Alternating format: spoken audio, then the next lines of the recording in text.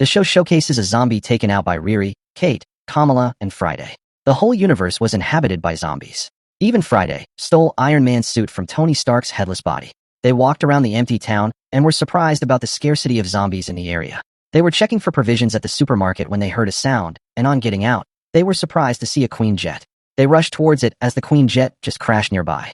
Friday opens the jet as they get in and finds the pilot dead. Riri scans him and finds something strange in his body, so Kamala had to pierce his body and retrieve the device, but the pilot turns out to be a zombie as it tries attacking, but his seatbelt prevents him from doing so. Just at that moment, Zombie Hawkeye attacks them as Friday's suit was compromised, so they had to take cover.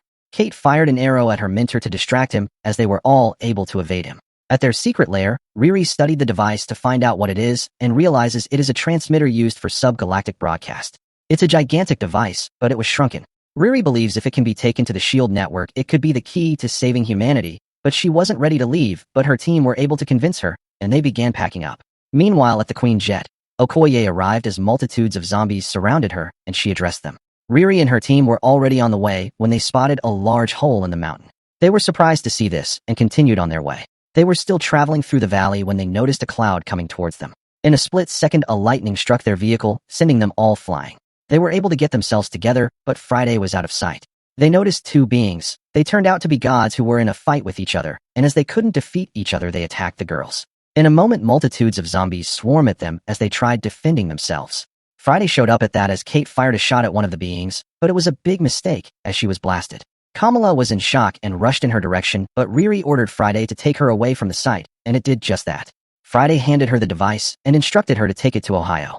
As Friday left, Kamala ran, but she was caught by one of the blasts and passed out, but got rescued just in time. Kamala had a nightmare about her friends and woke up and was scared by the sight of Moon Knight. The Moon Knight told her of how her friends made a big mistake by taking that route as Riri and Kate paid the price. He stated he wanted to help her get to the facility in Ohio as she followed him on his bike, and they got there. When they arrive at the facility, they meet Melina Vostokov, Alexei Shostakov, and Yelena Belova. The three are using Melina's technology to control a group of zombies. Working together, they figure out that the device must be launched into space so the Nova Corps can pick up their signal and come to help.